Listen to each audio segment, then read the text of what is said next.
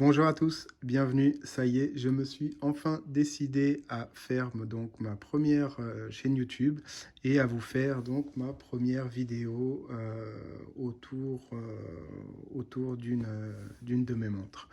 Alors, bienvenue à tous. Voilà, sachez que donc c'est ma première vidéo, donc je vous demanderai d'être un petit peu indulgent envers moi sur la présentation, sur voilà, la manière de faire. Et je suis aussi preneur de tous vos commentaires, donc sur ce que vous avez aimé, sur ce que vous auriez aimé que j'évoque dans cette vidéo, et donc voilà, vraiment des commentaires sur ce qui est bien et également mes axes d'amélioration pour la suite. Alors, je ne suis pas en mesure de vous donner une fréquence à laquelle je vous ferai des vidéos. Voilà, il est encore un peu trop tôt pour moi pour me prononcer sur ça. Mais voilà, moi, c'est pour vous partager un petit peu mon point de vue, ma passion, sur les montres, sur mes montres aussi en particulier, et donc peut-être vous répondre aussi à vos questions. Alors je ne sais pas tout, et peut-être par contre que je peux, je ne sais pas, vous apprendre quelque chose, vous donner des conseils à travers mes vidéos. Alors, donc pourquoi j'ai appelé donc ma chaîne UTC Watches, donc UTC en référence donc au temps universel, donc Universal Time Coordinated, et Watches, voilà, pour être un peu plus générique, pour pas être vraiment focusé sur une marque en général et être assez généraliste, parce que j'espère que j'aurai des invités voilà, qui ont des garde-temps de diverses marques pour pouvoir échanger avec eux et qui nous donnent aussi leur point de vue sur leur montre. Alors, je vais vous présenter ici, moi, dans cette première vidéo, donc ma première montre de haute horlogerie. Alors, parce que j'ai eu bien entendu d'autres montres avant, mais qui n'étaient pas considérées entre guillemets comme de la haute horlogerie. Alors, il s'agit ici, donc on va faire un petit unboxing, d'une GMT Master 2, donc LN, donc lunettes noires, connue sous la référence de 116 710 LN. Alors, on va la déballer dans un premier temps.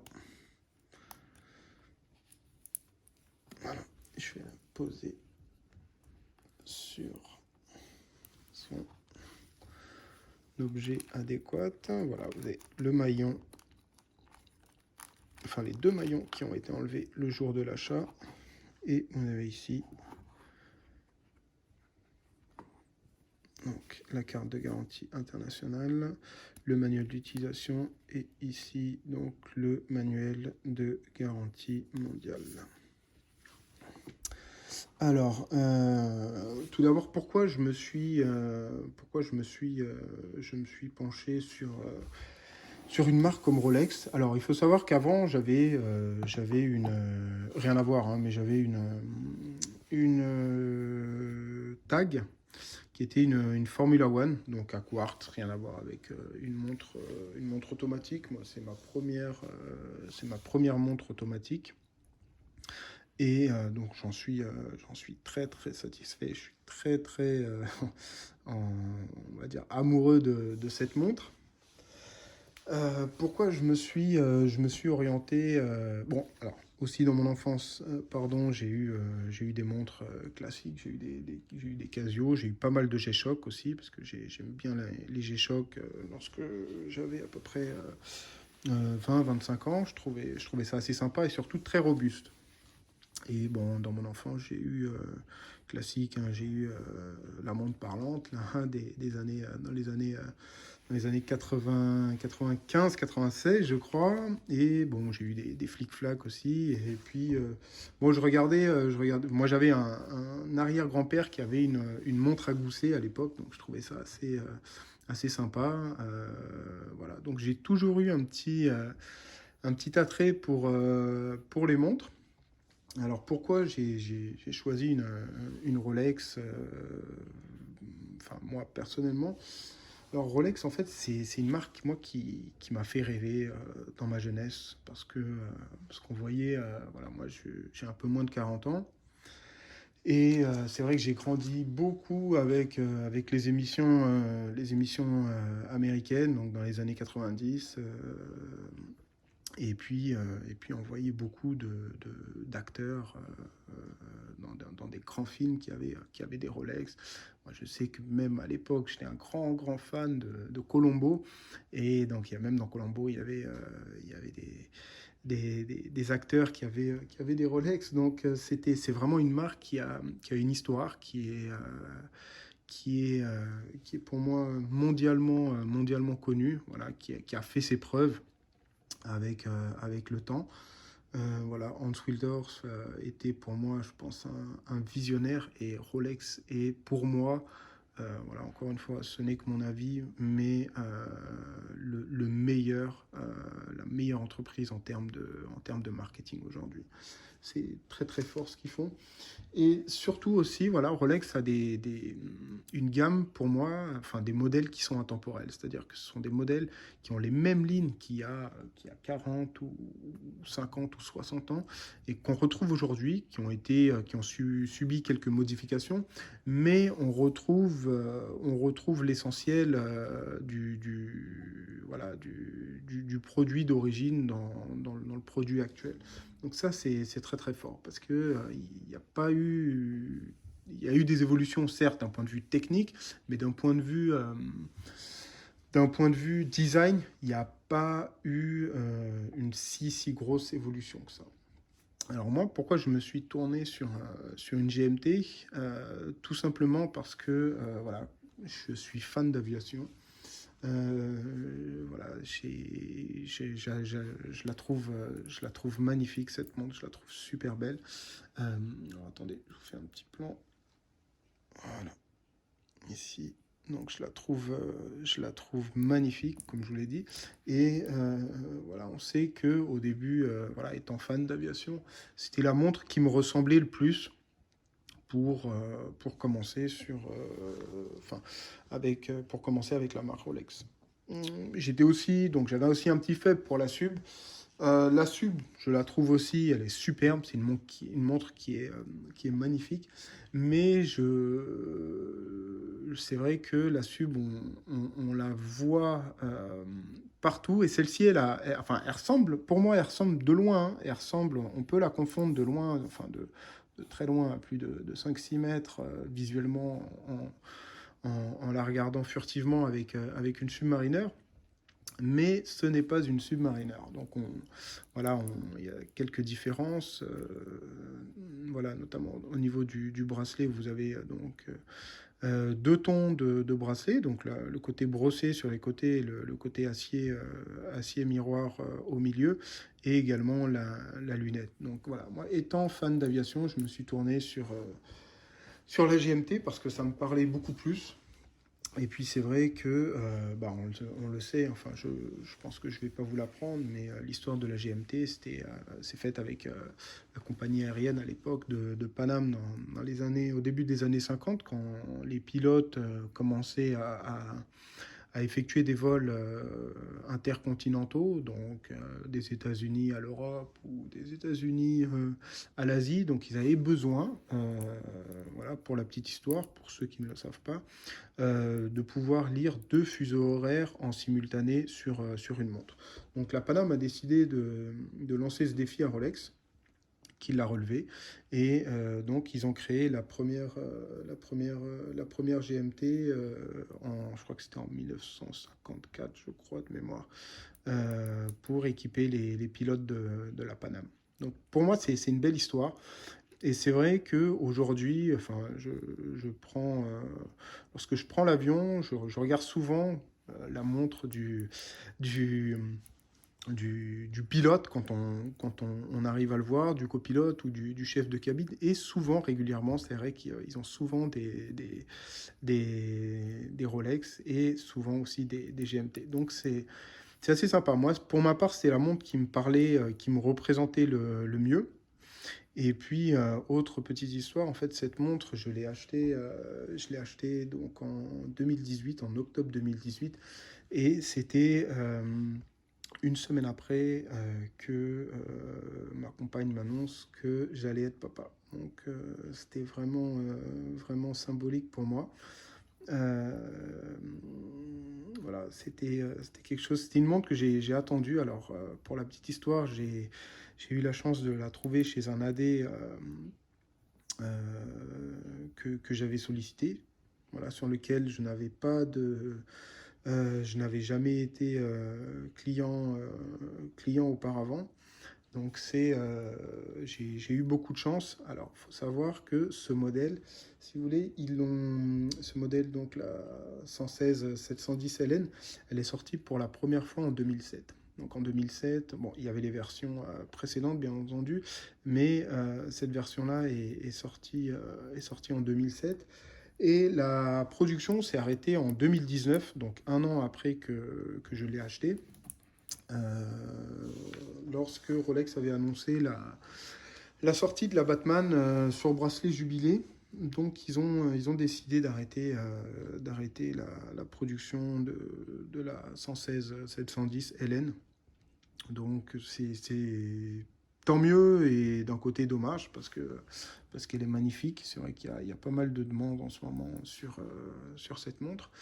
Alors, petit focus technique au niveau du calibre pour cette montre. Donc, voilà, ça c'est. Alors, voilà, je vais juste, pardon, vous présenter donc, un peu plus en détail. Donc, ici, vous avez alors, la trotteuse qui arrive sur le guichet date, là, voilà, qui descend. L'aiguille ici des minutes, l'aiguille des heures ici, et donc l'aiguille GMT en vert qui est tout simplement sublime. Et le guichet date, voilà, aujourd'hui, donc le 25 mars. Alors au niveau du calibre pour cette montre, voilà, c'est un mouvement Rolex, voilà, 31,86, qui est relativement sympa, très très fiable, et il a une réserve de marche de 48 heures. Alors moi je l'ai remonté il y a 2 jours parce que voilà, ça faisait un mois que je l'avais pas porté, et puis c'est vrai que ça évite de passer les dates, donc j'avais juste 2 jours à passer au niveau de la date, et puis j'étais dans les temps. Donc pour moi c'est une montre qui est très très sympa. C'est voilà, donc comme vous pouvez le voir en fait ici sur le bracelet, hop, c'est le Oyster Clock. Et vous avez ici les E-Link pour gagner 5 mm, je crois que c'est 5, sur le bracelet. Alors ça c'est assez sympa en fait cette fonction. C'est vrai que quand il fait chaud, on a parfois le poignet qui gonfle, ou au contrario quand il fait froid, le poignet qui se réduit un peu. Donc voilà, en un coup de main on peut vraiment adapter la montre au poignet pour plus de confort. Donc ça c'est vraiment super sympa. Qu'est-ce que je peux vous dire d'autre sur cette montre?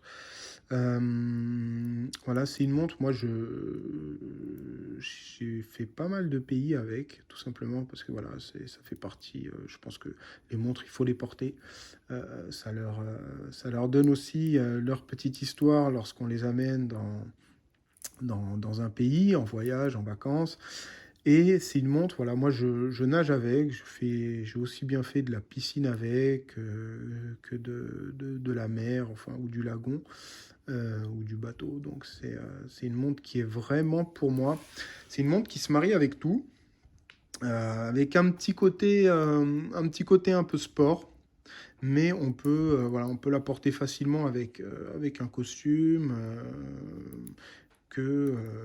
qu'en décontracté. Voilà, pour moi, elle est, hop, voilà, on va attendre le focus. mais pour moi, elle est magnifique. C'est une montre magnifique. Donnez-moi vos avis aussi sur sur cette GMT. Qu'est-ce que je peux vous dire de plus sur cette montre Alors, oui, aussi. Non, forcément, avec le bracelet Oyster à 2 tons, donc ici brillant, c'est vrai qu'elle a tendance à prendre des petites micro-rayures de temps en temps. Donc ça c'est le côté un peu moins fun, surtout quand on est un peu maniaque comme moi, mais bon, on s'y fait. Et puis une fois en discutant avec quelqu'un, il m'a voilà, il m'a sorti quelque chose qui m'a fait rire. Il m'a dit les montres, c'est comme les femmes, il faut les accepter avec des rides. Et une petite rayure, c'est une ride. Donc à partir de là, ça m'a un petit peu décomplexé. Je me suis dit, bon, il a peut-être raison. Et c'est vrai que, bon, mine de rien, de toute façon, on ne pourra jamais avoir une montre intacte à 100%, et qu'une petite micro-rayure aussi, voilà, ça lui donne son charme, et ça lui donne aussi son histoire, parce que ça veut dire que vous la portez, et même en faisant attention, mais que vous la portez, et puis voilà, qu'elle est avec vous, qu'elle vit des moments et des choses avec vous. Voilà, moi je la trouve très très agréable à porter. Elle est assez sympa, donc c'est voilà, classique, un diamètre de 40 millimètres. Voilà, comme les anciennes sub ou toutes les GMT. Et puis, voilà, je vous l'ai dit, voilà, une réserve de marge de 48 heures. Sinon, moi, en termes d'entretien, alors j'ai pas fait, parce que je l'ai acheté en 2018, comme je vous l'ai dit, j'ai pas fait de révision encore dessus, mais je la nettoie de temps en temps. C'est vrai que lorsque je me baigne, que ce soit en piscine ou à la mer, j'aime bien la rincer après l'avoir mis dans l'eau, notamment pour la mer avec le sel et autres. Voilà, c'est toujours bien de les rincer un petit peu à l'eau claire. N'hésitez pas aussi à mettre un petit peu de savon, frotter tout doucement. Moi, ce que je prends une ancienne brosse à dents. euh, voilà, pour frotter vraiment, passer entre les maillons, et puis bien la nettoyer. Donc après, bon, voilà, c'est ma manière de faire. Mais je trouve, voilà, je trouve que quand